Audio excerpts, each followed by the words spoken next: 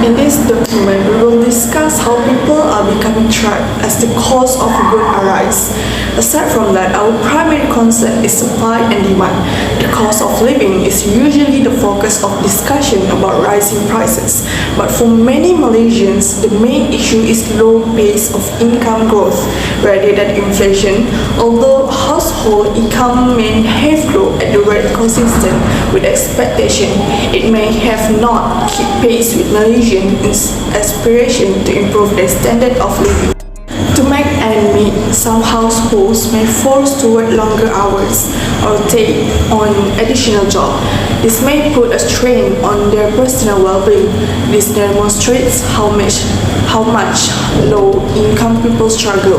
But things have gotten worse with current the price of goods rising due to supply and demand issues. Besides that, there will be no high increase in the price of goods. VH surveyed in several supermarkets and grocery stores found that there was a relatively high increase in the price of wet goods, while there was an increase in demand for the consumer. Not only that, but consumers cannot also afford buy goods. For example, even though the price of chicken has decreased, it is still considered expensive due to the cost of cutting the chicken. As the result, business incur huge profits, but the consumer won't be able to buy goods. Therefore, the government should also seek initiative to control the increase of the goods price and make proactive effort for the society. So, I want to talk about introduction of issues of the article related to the macroeconomic syllabus. The issue that has been identified in the article is increase in the price of wet goods. These issues are related with the topic in chapter 2, which is demand and supply. When demand remains constant, there is an inverse connection between supply and pricing of product and service. Price tend to decrease to a lower equilibrium price and greater equilibrium quantity of products and service when supply for goods and service increases but demand stays the same. Price tend to increase to a high equilibrium price and lesser quantity of goods and service if supply of goods and service declines while demand remains constant. People demands goods and service is an economy to satisfy all their desires. In economics, demand is different from desire, wish, want and like. Demand refers to effective demand. A consumer who wants or desires to have a product or service must have the ability to buy and willingness to pay for said goods and service. Demand is defined as the different quantities of goods or service which buyers are willing and able to buy different possible price in a specific period. So, next is supply.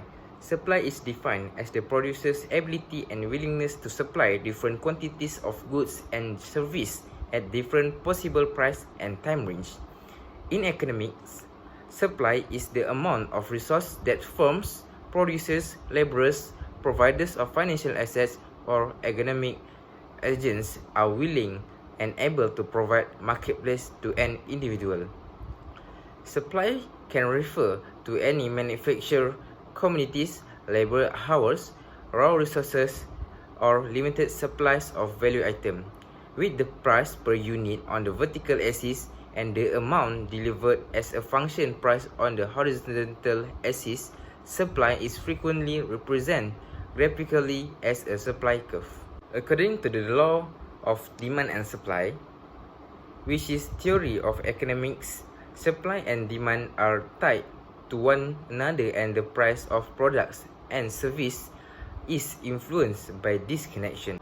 A basic tenet of economics is that when there is a surplus of an item or service above what is needed, price will decline. Price usually rises when supply is insufficient to meet demand. Issues with the domestic and global supply chains, such as the ongoing conflict between Russia and Ukraine and a rise in the price of raw materials, are to blame for rising product prices. Lockdowns enacted in 2020 and 2021 to the COVID-19 outbreaks, labor shortage and the implementation of a new minimum wage were other factors on the home front. According to the recent estimates, the cost of fish and vegetable has risen by 3.8% and 4.5% respectively. And restaurant owners have predicted that roti canai may now cost as much as 2 ringgit 20 cents due to the rising cost for wheat, dal and cooking oil. Farmers complain that the retail price cap for chicken at 8 ringgit 90 cent per kilogram is too low.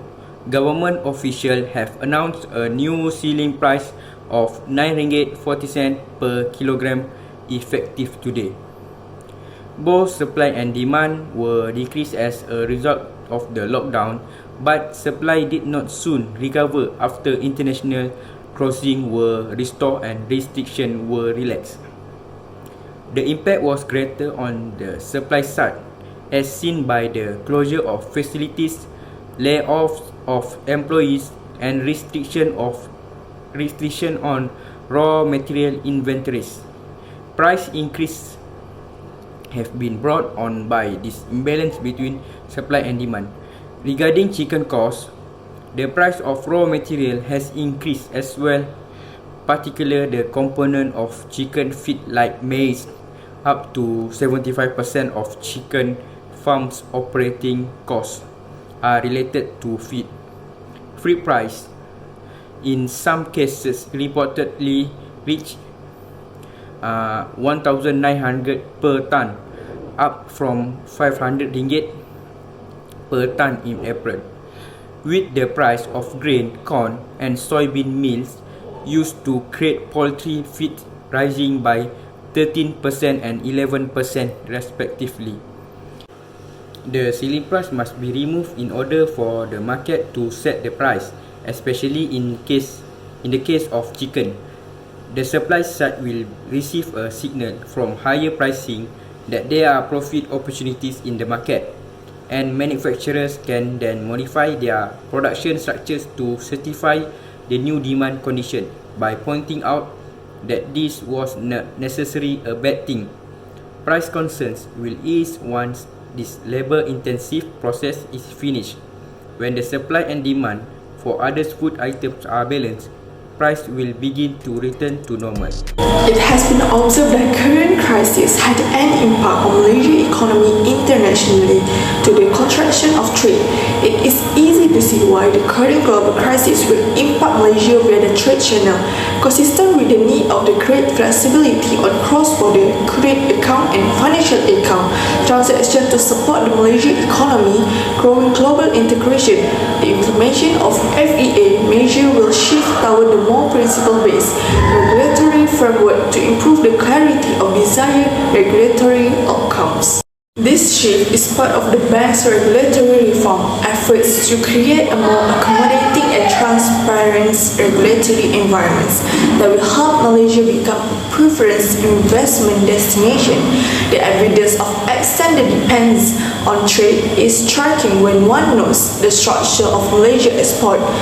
This structure clearly indicates the dominance of manufactured goods within the category of necessity goods, foods, clothes, and houses. This commodity category drives the production sector. Commodity prices are thought to be leading indicator of inflation via two primary channels. Leading indicators frequently show measurable economic change between the overall economy. According to the one theory, commodity prices react quickly to the general economic shocks, such as increase in demand. The second is that price change reflects systematic shock, such as hurricanes weaken devastating agriculture supply and those rise supply costs. Overall, price will have risen by the time it direct consumers, resulting in inflation. Commodity prices respond quickly in widespread economic shock, making them an excellent leading indicator of expected inflation. Stated in demand points, people's income has decreased since these citizens were not paid during the MCO. Others may have their salaries reduced, and yet some individuals lost their jobs. Now, the incomes and demand will both decrease because of this.